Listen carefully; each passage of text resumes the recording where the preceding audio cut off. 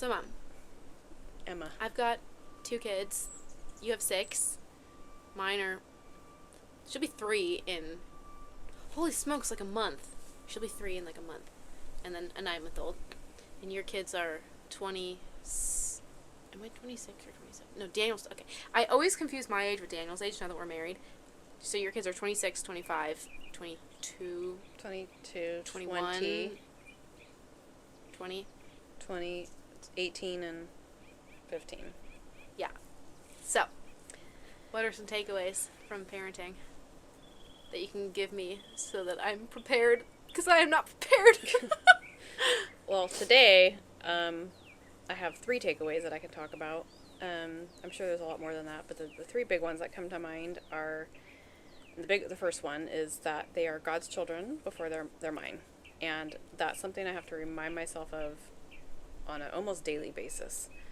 And I can circle back to that, but as I wanted to say what all 3 of them are. Go ahead. The second one, and this is, I'm going to echo what my grandmother, so your great-grandmother, would tell me every time I would see her once Shirley? I became... Or Yeah, Grandma Shirley. Grandma Shirley Dillon. Every time I would see her, she was a very cheerful, optimistic person who loved a good adventure and was, very spontaneous and fun, cheerful and happy. Such a good example.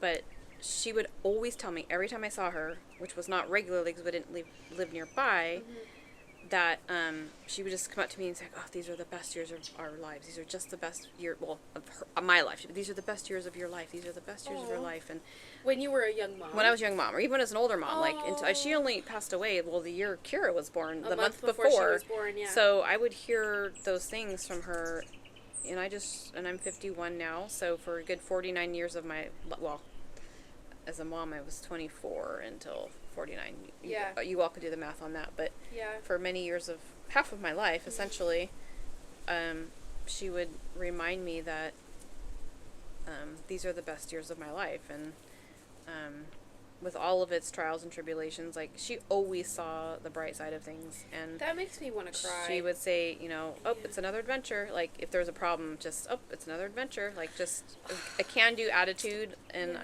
let's just figure it out. And so sometimes I always was grateful for that. Sometimes she would say it to me in the most random of times and space. I don't know, we're cooking dinner, and we're just juggling all these different, or we're on vacation, and but I think even amidst whatever simple moment it was, she would say that. And I think that's her point, is that the simplicity of just doing our daily, I don't want to say duty, but our daily work as a parent, a mother, was a blessing. The dishes, the dirty diapers, the taking out the trash, all those things, our little ones they're only little for a short time. And she was able to see that other side of it, and I'm starting to see that other side of it now that I'm not having babies anymore, and my youngest is 15, and I'm having grandbabies now. It's kind of you do start to have these flashes of life before your mind, whoa, time is passing. We're not, this is not our final destination on this earth. Yeah. And every moment counts. Whether, if it's a good moment, we gotta put it in our memory bank and cherish it, and if it's a bad moment, we have to give it to the Lord and figure it out. That's so good, Mom. I love Great Grandma Goody. I've always wanted to have her attitude, because, especially now, hearing that, because, and I kind of remember her saying that too, but, it's so hard though, because, there's, at least with a 3-year-old and a 9-month-old, it's it feels like every day is somebody is always crying or needing something, or dirty or messy or needs to be fed. It feels like it's one thing after another with sweet moments in between. But that's the thing, that's normal. Children can't communicate, or young babies, they can't communicate. So crying is how they communicate. Right, I'm in a dirty diaper, I'm hungry, I'm tired, and they don't have the words yet to communicate that. So that's... Or I should add in, it's somebody is pushing another person, or scratching another person, or all the things. Yeah, even it just that feels is it's part one of thing after another sometimes. Our broken humanity. We're all very self-centered as young children. And some people stay that way into their adulthood, and that's a problem. But the goal is that with good parenting, that self-centeredness can be directed, away from themselves, and the energy that they put into me can then be put into, joy. Jesus first, others second, you last. Like that little acronym that I don't know who came up with that. And but isn't that the hardest thing to live out, though? It's like, it is so hard. It takes a lot of grace. Yeah, it takes a lot of grace. It takes a lot of not getting too far ahead of ourselves and just living in the moment and taking... and actually, this kind of leads into my third takeaway about parenting. Yeah, what's that? Is just keeping your kids healthy and safe. Like, that's your goal. On a day-to-day, that's your goal. Keep them healthy and safe. And part of that, obviously, is the giving them to God and, like, raising them in the faith. That's kind of a given when I say that. It's because it can feel overwhelming, when you are, especially when you have several little ones. Mm-hmm. Where you do feel outnumbered and you're, putting out one fire after another, or, just trying to keep everybody healthy and safe. It can feel enough, and it's because it is enough. It's that is your primary duty. When you're a young mom, like when you have a newborn, like you are keeping this child fed and healthy and safe and warm and washed, and anything extra, if you can get in anything extra, great. But I think we have to be easy on ourselves, that if you don't, that time will come another day. It'll come another time of your life. Like maybe you're having babies for 20 years and it feels like you're never going to have time to yourself. Mm-hmm. Well, okay, that's your vocation of motherhood. Yeah. I think something that people get mixed up about sometimes, and this is like a cultural thing or societal thing, not really like specific people I know, but like that parenting is about keeping your kids happy all the time. No, not happy, healthy and safe. Right, yeah, that's what I'm saying though, is I like what you're saying, because it's almost like you just have to regulate their emotions to be happy. And I mean, we all want happiness. I mean, we're made for happiness, and I think God wants us to even be happy on this earth, but we can't be happy all the time. That's just not realistic. I mean, we can have joy, like, in our heart, but without having to necessarily express that. Like, if we're, I don't know, in the classroom when you're doing your schoolwork, what do you mean by happy? Like, to be constantly smiling and laughing? Like, that's not realistic. Like, if you're in the classroom and you're learning, if you're smiling and happy, then most likely you're goofing off and you're irritating the teacher. So there is definitely a time and a place for everything, and you can still have inward joy, even as a child, without being outward about that. Yeah. And so happiness is a state, I think, of being that at times we can express it and at other times we can't. And and for children, that's everyone has different temperaments. Their characters get formed differently based off their parents, their family, their surroundings, their experiences. And so the emotional regulation that we as humans should have, definitely by adulthood, even, again, some adults don't have it because either it wasn't modeled for them or they have mental health issues or what have you. So I think that's, what am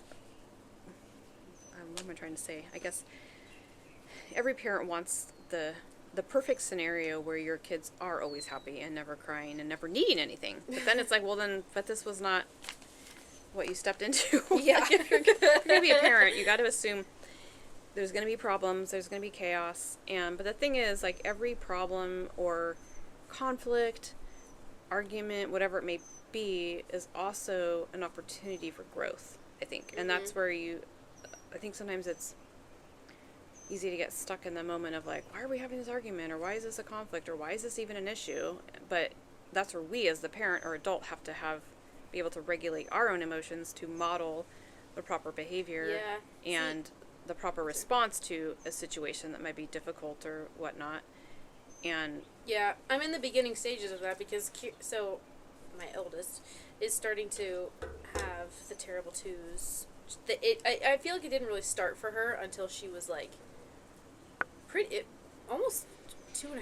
Like, she would have maybe a temper tantrum, but it was not bad. Mm-hmm. And like now she's getting into the very like pushing buttons defiance type terrible twos, which is like, it's just a developmental phase. Yeah, for sure. And I think that I have such a hard time keeping myself calm and like staying out of it, and like I know it's just the beginning of, because this is like lifelong until they're through teenage years probably. Mm-hmm.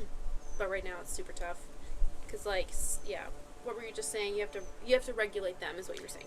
Well, I mean, you can't regulate them. Like, you have to model it for them, right? And then they may not even, in that moment, they may not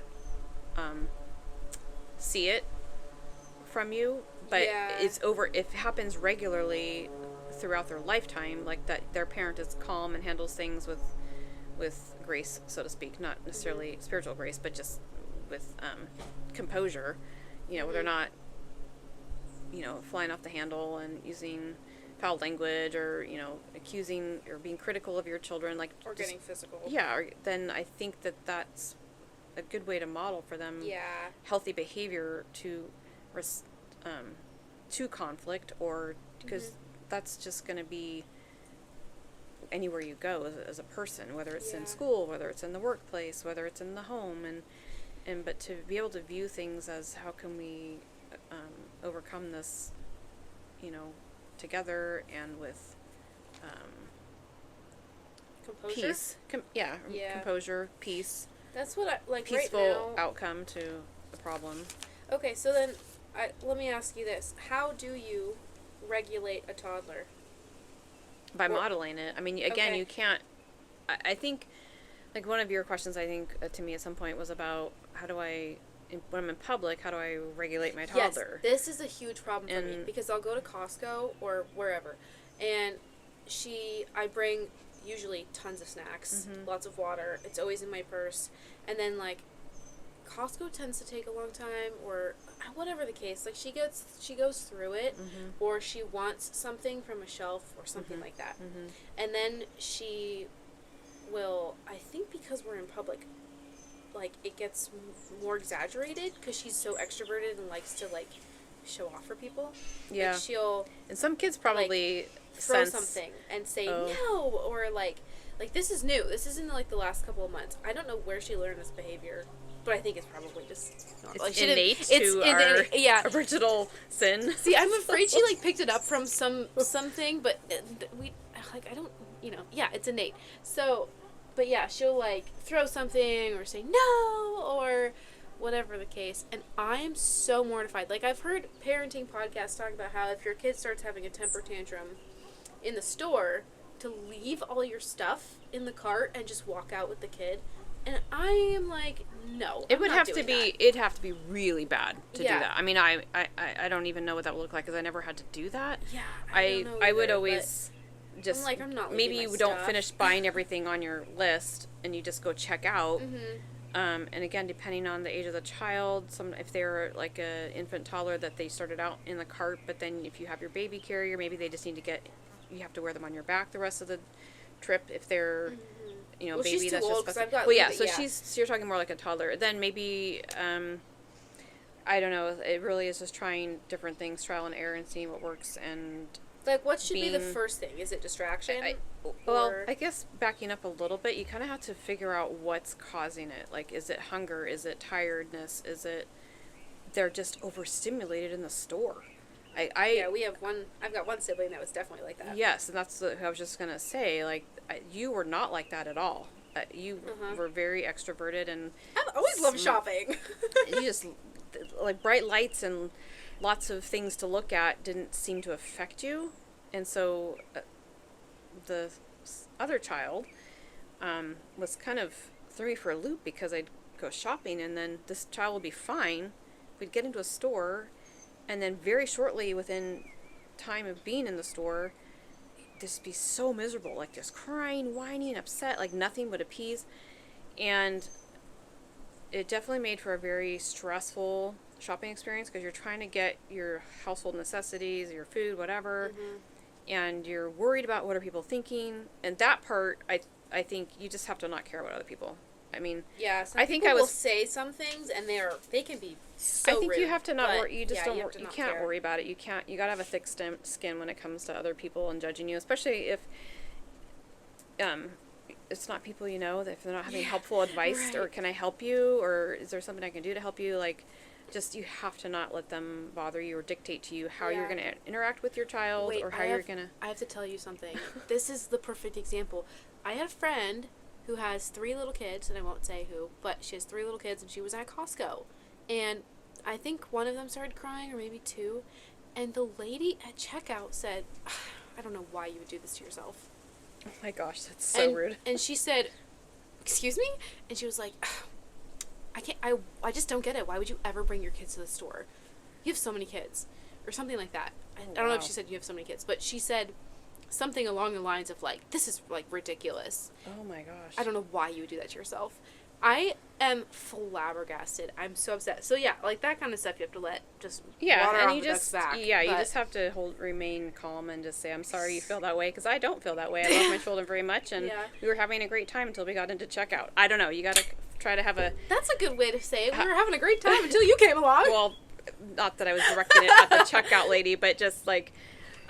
Yeah, everybody, maybe the kids had hit their brick wall by then, and it's not her place to judge. And if she's so unsympathetic that instead of offering a word of encouragement or offering, oh, can we get somebody to help you load your cart or whatever, then you just have to ignore it and just, you're doing the best you can, and you have to answer to God for yourself, she has to answer to God for herself. So you just got to let those people put a bubble around, the little bubble of the what do you call it? The shield, like the Elastomom. What's her name? Elastic girl. Like, but was that her? Shield? The force shield. Violet. Whoever it was, the force shield around your little family, and just let everybody bounce off of it. Yeah, that's a great idea. But yeah, so regulating kids. But I feel like I had a thought I was going to say there. Yeah, sorry. So this one child though I finally figured out as this child started to grow up through life, childhood, adolescence, adulthood, really struggled with overstimulation. Yeah. This was the same child that I could not give him 3 tasks to do in a row, even if they were simple, like get your socks and shoes, go get your lunch pail, grab your rain jacket, and meet me at the front door. I would have to break it down to, like, go get your shoes. Once he got his shoes, okay, now go get your lunch pail. Once he got his, now go get your, and that took me a long time to learn that for some reason he couldn't process more than 1 task at a time. Yeah. And I don't, thankfully to say, I think he's outgrown much of that, but for many, many years, I don't know what it was, just. Probably one of the ADD, ADHD. Yeah, maybe, or just sensory overload, and I think that is a true thing for some people, and so for this child as a baby and as a toddler, I think that the bright fluorescent lights and all of the different colors and things they overstimulate me now. In a store, were overstimulating, and so I think it's important as a parent to try to put yourself in your child's shoes. Like, if you can't figure it out, like, are they hungry? Are they tired? Are they bored? Are they just being naughty, which is always an option? But it has to be a reasonable response. Like, if you still have to finish your groceries and they're just being naughty, then maybe they have to have a timeout when you get in the car or you get home, or whatever the appropriate, I mean, everyone's disciplines may be different, but it has to be, again, if it's a toddler, you can't really delay the discipline, because then they don't make that connection of, oh, I was naughty in the store, now I have a timeout. It's like, you do kind of have to try to come up with something. I feel like with what I've had to deal with, the best thing to do is to, like, just first distract. Or, like, if she starts to get upset about something, first distract, and then find another snack or something. And then if it gets really bad, I'll take her out of the cart, and then I'll let her help me push. Yeah, she actually anything likes that. you like can think that. of. Yeah, walking next to, maybe she needs to just walk for a little bit. Maybe the cart's uncomfortable and she's getting fussy because it hurts her thighs. Yeah. Like, it could be something that she doesn't know how to communicate. And so I do think it's to try other little things, like letting her walk next to you. And take a deep breath. That's Dr. Bill's Dr. Bill Sears' advice is always to have toddlers take a deep breath. Most of the time it works. Sometimes she'll be like, I don't want to. But and I think sometimes maybe just it might make your shopping trip extra long, but maybe taking the time to like look your child in the eye, like stop what you're doing, stop the shopping, just look them in the eye and just try to communicate with them in that moment. Like try to get them to vocalize what it is they are really needing in that moment. Oh, I like so this. That they know that they're being heard. So that I think they feel cared about that way, I think. Yeah. But again, you have to not let them take it too far where like that becomes a tactic for I'm just going to misbehave so that I keep getting mom's attention whenever we're out in the store. So there's definitely going to be a balance there, but I don't know. I'm just trying to talk about tips that may or may not work. Temper tantrums are so hard for me. I think it's because, well, they're hard for everybody. Yeah. But they're tough because, like, I think I am, like, freaked out that if I don't handle it the right way, then she'll just continue doing this through, like, adulthood or something. Like, you know... No, no. There'll be other issues, but it won't be tantrums when she's 20. I hope not. I don't think... It just feels like that. It's like, oh, how am I ever going to get this behavior to stop?